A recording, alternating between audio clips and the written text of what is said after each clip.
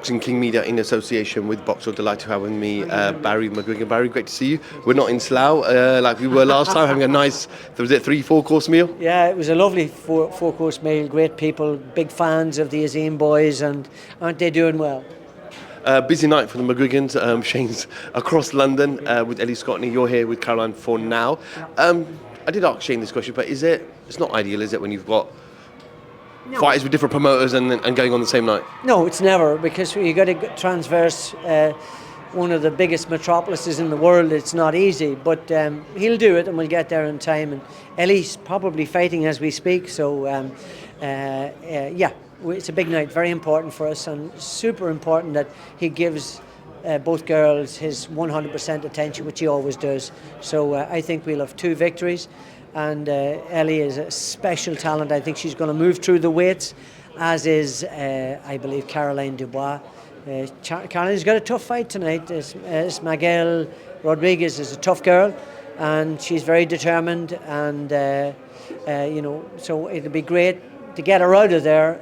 But I believe Caroline's going to win, and I hope she wins spectacularly. She's a tremendous fighter, and she's getting better and better all the time. There's a very good test for her, but I have 100% belief that she's going to win, and win in devastating style. Being part of the kind of the management structure behind the scenes, do you have much input, say, when you have 2 fighters in a scenario like tonight? Yeah, I mean, that was just an unfortunate situation. As Shane's dad, Shane makes his own decisions, and Jake and him make decisions together. They'll always ask me my opinion, and they'll ask for my help, but they know what they're doing. They're very good at what they've done. We produced 8 world champions already. The kids are only in their mid-30s, and we know what we're doing. So yes, this is a bit of a panic situation today, because he's got to get across town, but ultimately the 2 girls will win, and I would like to see them win both inside the distance. Don't think it's going to happen, because both of their opponents are ridiculously tough. Barry, I know it might be a little bit of old news, but I just want to go back a couple of weeks. So we haven't had any comments from you. Matchroom came out and said they made an offer for Adam Azim to fight Dalton Smith. Yeah. He obviously goes ahead and fights for the European title, but just your reaction to them making that offer, and when you got the offer, what was your thought process? It's just Eddie taking the piss. So we had all that before with Scott Quigg and Frampton all those years ago. So it's water of a duck's back. So it's bullshit, and we don't give a damn about that. We're just developing this young man. He's getting better, and he's getting more confident. We know what we're doing. We've done it 7 or 8 times already in the past. We've produced world champions. We're good at what we do, even if it sounds bumptious. But when the time comes, we'll see who wins that fight. What's the latest with Chris Billam-Smith? He was there a couple of days ago and I saw him. Cody is activated the clause. Riakpo still waiting for kind of a world title. Thompson could win tonight with Opataya, and he might become another champion in the division in the UK. But what's the latest? I don't make the decisions, the boys do.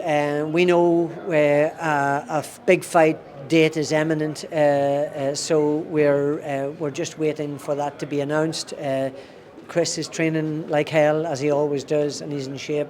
So whether it's a rematch with Okoli or whether it's another fight, we don't really know at this stage. They do, I'm sure, but they only tell me so much. So and they wouldn't expect me to unveil something that is about to happen. So I don't know what's happening. I know that Okoli has exercised his rematch clause. We're absolutely ready for that, and Chris has been training non-stop, and he's ready for whatever fight is coming up. Barry, it looks like we're finally going to get to see a heavyweight fight for the undisputed titles. Great for boxing. Yeah. I know it's signed. Saudis have delivered. I know that both fighters have to touch gloves and get in the ring, but great news for boxing. Very good for boxing. We need to see these fighters fighting each other. Usyk Fury is a great fight. Most people would pick Tyson because of his size, but Usyk has proved beyond doubt that he can handle big guys. He can deal with power, he can deal with speed, he can deal with difficult styles. So it's very much a 50-50 fight, and it's great to see it, and we're delighted it's happening, and it's good for the game, just like you said. Barry, being an ex-fighter, now we live in a time where social media is so crazy, everyone has an opinion. Last week we saw Joe Joyce, devastating defeat to Zhilei Zhang. A lot of criticism coming towards his way, some people alluding that he's not even at, Tony Bellew said he's not even at, well, he's just above or around British level, and Fabio Bordi will probably beat him. Harsh, do you think?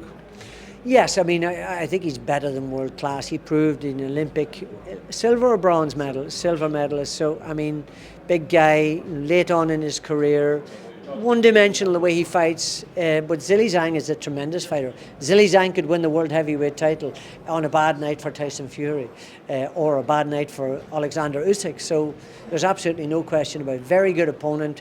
I knew it was going to happen. I didn't think it would happen so early. I thought it was going to be maybe later in the fight. But Zhilei Zhang is a very good fighter.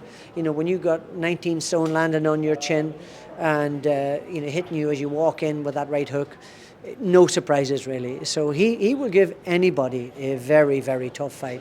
And I wish Joe Joyce the best. He's 30. What age is he? 38 years old. So he's a bit long in the tooth. But I wish him well in his comeback. Back Joshua looks like he's going to be anti-Joshua. Okay. And Eddie Hearn spoke about he could fight in December. Looks like the Wilder fight is not going to happen next. Disappointed that he doesn't get in the ring with Deontay Wilder? Yeah, it's disappointing. But you know, if I were managing Anthony Joshua, I wouldn't go near Wilder. Wilder has got tremendous power. I know he's vulnerable and he's been stopped and all of that sort of stuff by Fury, but he's the sort of punch that he hits you from the back of the room and he can knock your head off. Why would you take the risk of that? So I think that would be, I don't think it's a bad idea to avoid him, certainly at this stage. But yeah, in the future, there's no reason why. If I were him, I'd be wanting to win the world title again. So either fight either fight Fury or fight Usyk again. Probably better fight to go and fight Joshua, and I think the general public would want to see that too. But it looks like it's going to be Fury Usyk next. And of course, that's what everybody wants to see. That's what I want to see. And there's no reason why Joshua couldn't fight the winner. Barry, all the best tonight, and we'll catch up with you soon. Thanks, mate. Thank you.